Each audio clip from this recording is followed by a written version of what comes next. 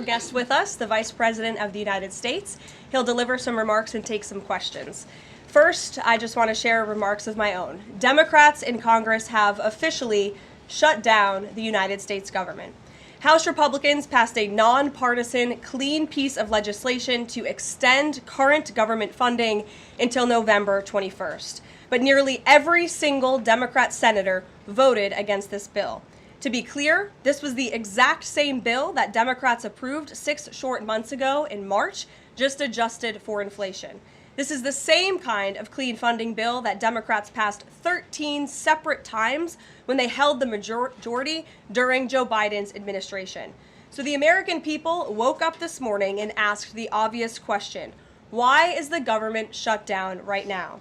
The answer is pure partisan politics being played by the Democrat Party. The Democrats shut down the government because President Trump and the Republicans will not force American taxpayers to pay for free health care for illegal aliens. America is $37 trillion in debt. We cannot afford to provide taxpayer-funded free health care to illegals who broke the law to enter our country. To put this all into perspective, the Democrats refused to keep the government open over health care to illegal aliens and now have jeopardized critical health care programs for American citizens instead. The Women, Infants, and Children program, community health center funding, Medicare treatment options, and other health programs are now all at risk because of the Democrats rejecting the clean CR. The most vulnerable in our country are being punished because the Democrats want to prioritize illegals over American citizens. And if Democrats actually cared about health care, they would applaud the actions taken by President Trump just yesterday in the Oval Office. He took a bold and massively popular action to improve our healthcare system. He announced the first agreement with a major pharmaceutical company, Pfizer, to lower drug costs for Americans. This is a historical achievement long sought by past Democrat presidents that only President Trump was able to get done. Also yesterday, while the Democrats were whining about health care for illegal aliens, President Trump signed a powerful executive order to supercharge American AI innovation and unlock cures for pediatric cancer patients in the United States. While President Trump took action to lower drug prices and improve the lives and the care of American children with cancer, again, Democrats are fighting to give health care benefits to illegal aliens. The Trump administration is fully committed to lowering healthcare costs and advancing policies that will save American lives.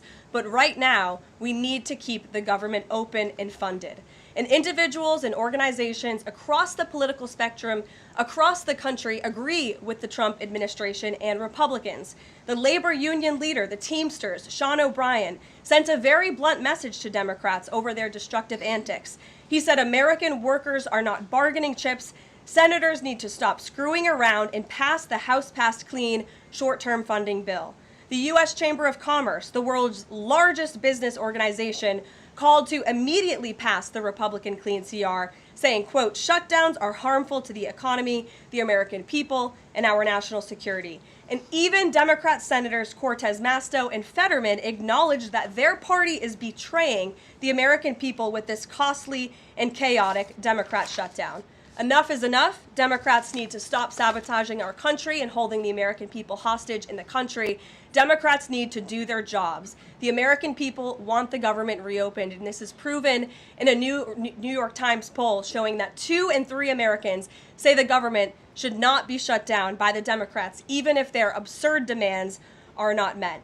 The president and Republicans are working very hard to reopen the federal government. The vice president here has been crucial in this effort. We encourage all Americans across the country, call your Democrat senators and encourage them to reopen the government. That's what President Trump and the vice president want to do. And let's let the fun continue. The vice president's a very busy man, and I'm happy to take some more questions. I know there's more news today. Aside from the shutdown, we can focus on the shutdown if you want, but let's go ahead. Kate, why don't you start? The president talked about doing things that he said were irreversible during the shutdown, cutting vast numbers of people, he said, and cutting programs.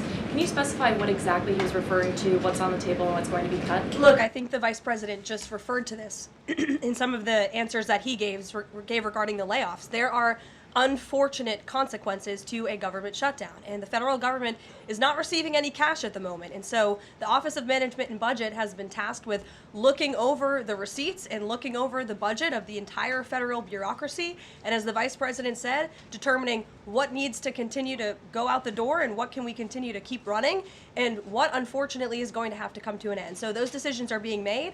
And unfortunately, layoffs are very likely, as the Vice President just said, going to be a part of that. And has the White House had any direct response from Hamas from the peace proposal that was laid out? You know, the president said he would give 3 or 4 days, but is there a hard deadline now, or what are the next steps here? I will reiterate what the President of the United States said, 3 or 4 days, and I can tell you that there are some very sensitive discussions that are taking place, but I certainly don't want to get ahead of any announcement at this podium. I'm going to let Special Envoy Witkoff and the President of the United States handle that. Thank you, Caroline. 2 questions. First of all, following up on that, the president said yesterday, I believe, within 3 or 4 days he wanted to hear an answer from Hamas. Is he still sticking by that timeline? Yes, as I just confirmed. And then second question is a comment that's gotten a lot of global attention. Senator Dick Durbin, he was set to receive a Lifetime Achievement Award from the Catholic Church. He's since declined accepting it because there has been some controversy. Pope Leo commented on this, and he said that someone who says I'm against abortion, but I'm in agreement with the inhumane treatment of immigrants in the United States, I don't know if that's pro-life. You've been very open about your Catholic faith. How do you respond to that? I would reject there is inhumane treatment of illegal immigrants in the United States under this administration. There was, however, significant inhumane treatment of illegal immigrants in the previous administration as they were being trafficked and raped and beaten, and in many cases killed, over our United States southern border. You also look at the inhumane treatment at the hands of some of these illegal immigrants that took place under the previous administration as well. Laken Riley comes to mind, a beautiful American citizen who was killed at the hands of an illegal immigrant. So this administration is trying to enforce our nation's laws in the most humane way possible, and we're upholding the law, and we're doing that on behalf of the people of our country who live here. Josh. Thanks a lot, Caroline. What is the level of concern that the administration has regarding a protracted government shutdown in terms of its impact on the U.S. economy and also its impact on small businesses as well?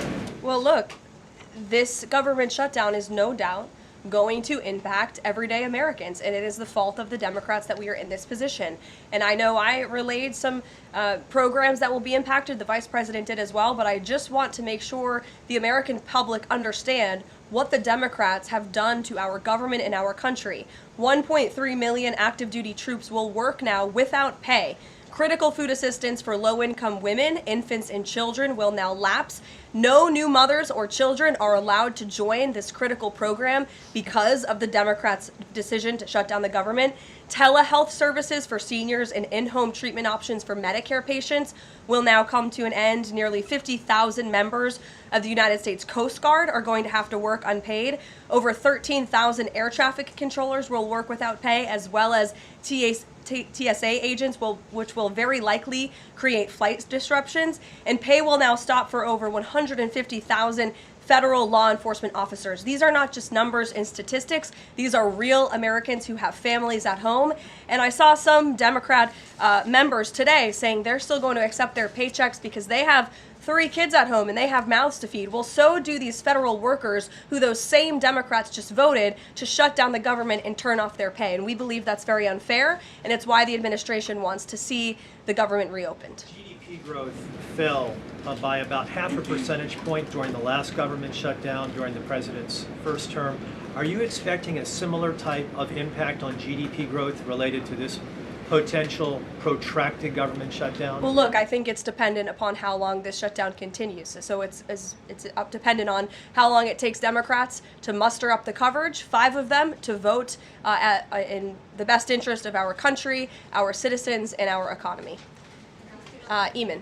Thank you, Caroline. Yesterday, your administration took a 5% stake in Lithium Americas and a stake in the mine that they're working on, and you've taken stakes in other companies and revenue streams from other companies.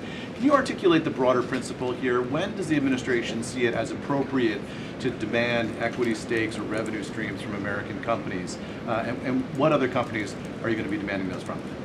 Well, look, this is a creative solution by the President of the United States to tackle our nation's crippling debt crisis. As I said earlier, we are $37 trillion, trillion with a T, in debt. And not only is the president effectively utilizing tariffs to bring in massive amounts of revenue, and there's billions of dollars coming in every month. I know you know that even because you cover it on CNBC quite well.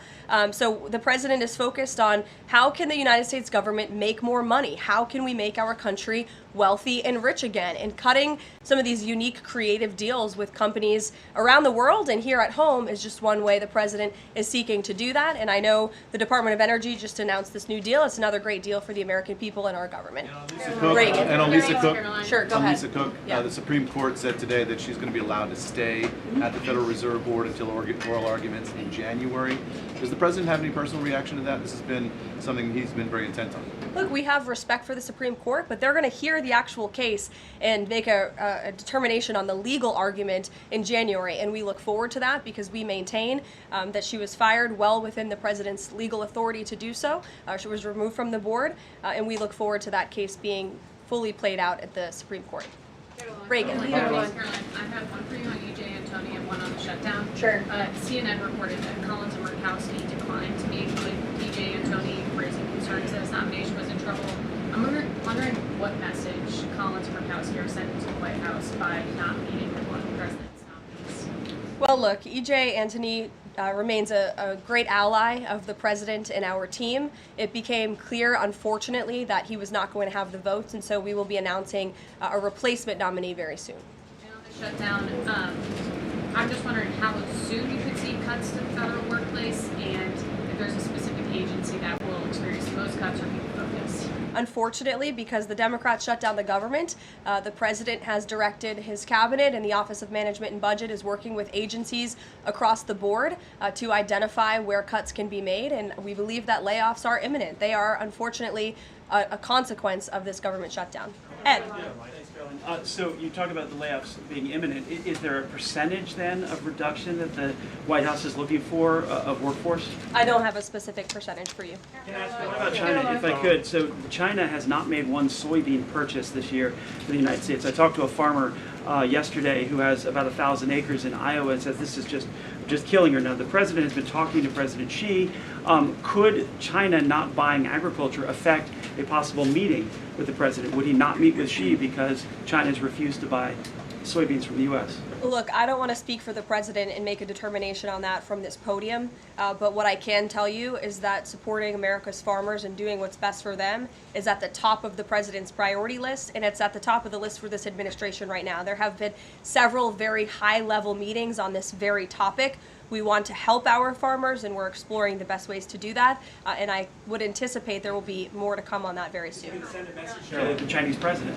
Look, I just shared that message. The president wants what's best for America's farmers. Sean. Hi, Caroline. Hi. Two things to ask you about. Sure. First thing, I want to ask about this video that the president posted the other day. It was an AI deepfake of himself talking about something called med beds. What was he trying to communicate to the public there, and why did he delete it? I think the president saw the video and posted it, and then took it down. And he has the right to do that. It's his social media. He's incredibly transparent, as you all know. You hear from him directly on social media. He likes to share memes. He likes to share videos. He likes to repost things that he sees other people post on social media as well. And I think it's quite refreshing that we have a president who is so open and honest directly himself, many a times on Truth. You are hearing directly from the President of the United States. And second thing, how did the White House decide that it is appropriate for Jared Kushner to be working on matters that involve Qatar, the UAE, Saudi Arabia, three countries that combined have given him more than $2.5 billion for his investment firm? I think it's, frankly, despicable that you're trying to suggest that it's inappropriate for Jared Kushner, who is widely respected around the world and has great trust in relationships with these critical partners in these countries, to strike a 20-point comprehensive detailed peace plan that no other administration would ever be able to achieve. And so Jared is donating his energy and his time to our government, to the President of the United States, to secure world peace, and that is a very noble thing. And this is a peace plan that has not just been accepted by Israel, but it has been applauded by Muslim and Arab countries around the world. It has been applauded by European leaders around the world. Virtually everyone in the world is supportive of this plan that Jared Kushner offered his time to help put together alongside our special envoy Witkoff, the Vice President, the President of the United States, Secretary Rubio, and the President's entire national security team. We are very proud of that plan, and we hope Hamas will accept it because it will lead to a more peaceful and prosperous Middle East. Two questions. One, we're talking a lot about these layoffs and hypotheticals, but Speaker Johnson earlier today said that there is a proposal from the White House that House Republicans are expected to hear this afternoon about these mass layoffs.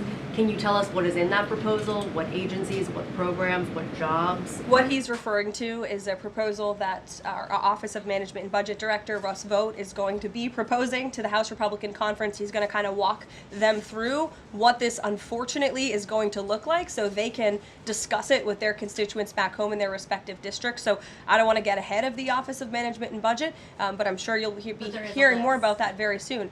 Look, we have to put a plan in place. It would be irresponsible of us not to take a look at each and every agency and get an understanding of what we're going to have to do moving forward to do the best we can in the midst of this government shutdown. Thanks, Caroline. Just on that point, though, Russ Vought told House members, according to our notice reporting, that RIFs would happen in 2 days. Already, we know that some have been sitting out from the U.S. Patent Office.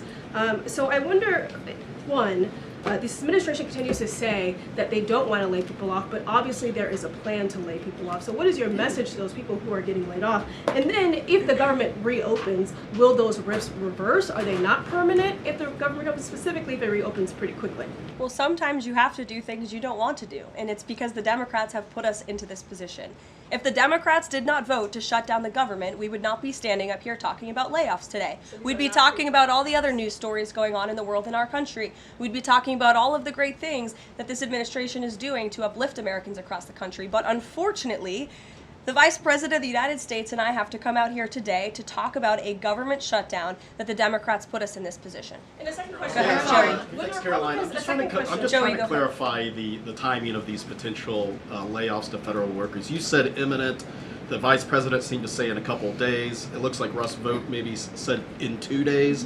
When would these layoffs begin? 2 days, imminent, very soon. You will expect more announcements right now. Is it just not unclear, or are you waiting? No, it's not unclear. All of those things are very synonymous with one another. These RIFs are unfortunately going to happen very soon. And it'll definitely Dasha, Caroline, we've been talking about the Affordable Care Act, enhanced premium tax credits, and sort of the politics of it all, right? But this is a very real, tangible impact that American people will feel. The Kaiser Family Foundation says that with the ACA enhanced premium tax credits, without them, premiums will go up 114% on average. 19 million of the 24 million people who rely on the coverage are in states that President Trump won. Is he concerned what will happen to those families if this tax credit expires? And aside from the shutdown, is there a plan to keep those premiums down?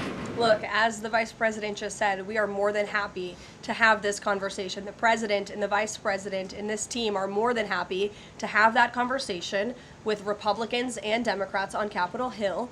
But it cannot happen right now. Right now, we need to reopen the United States federal government because people are going without pay. You have thousands of federal workers who have to show up to work and not get paid, and that's an unfortunate situation the Democrats have put us in. Then we can discuss this very important issue of healthcare that the president absolutely wants to fix. As I mentioned yesterday, he took... But those premiums do not expire until the end of the year. It's October 1st right now. And so we have a few months to have that conversation. And it's irresponsible of the Democrat Party to try to convince the American people that that conversation has to happen right now. No, what needs to happen right now is the reopening of the United States federal government. And then this administration will be happy to work with Democrats in good faith to come to a policy determination. But one red line the government has already made clear, this administration has already made clear, this administration is never going to support taxpayer-funded benefits going to illegal aliens. And we think it's despicable that that was one of the first proposals that Democrats put in their funding proposal, in their CR. The Republican CR was a clean CR that would keep the government open. Democrats have voted for it 13 times in the past. The Democrats put this poison pill in there, this partisan pill. Why? Because they are beholden to the far left radicals in their party, and you already see 3 moderate Democrats having the courage to say no. We need to keep the government open, and then we can have these conversations about health care. Mary. Caroline, I just want to circle back to something the Vice President said about Ocasio-Cortez. I'm actually surprised it didn't come up sooner. So if Schumer is catering to the demands of Ocasio-Cortez, can you share whether the White House views this as cracks in Schumer's leadership, and would the Vice President be open to meeting with someone like her if she is assuming this role in the Democratic Party? I'll let the Vice President speak on that himself. I think that certainly Senator Schumer was not expecting 3 moderates to break with him last night. In fact, last night you heard Senator Schumer say he can't guarantee that he will be able to hold his caucus together. And so again, we encourage Democrats to have the courage to do the right thing, do what you have done 13 times previously, and vote for this clean continuing resolution to keep the government funded. As for what the Trump administration and President Trump is going to do, we'll continue to be very public that we want the government to be open, and as the Vice President said, we'll continue to work in good faith with anyone on Capitol Hill who wants to do right by the American people. Thank you all so much. We'll see you later. If you like this video, then like, share and subscribe to Mirror Now.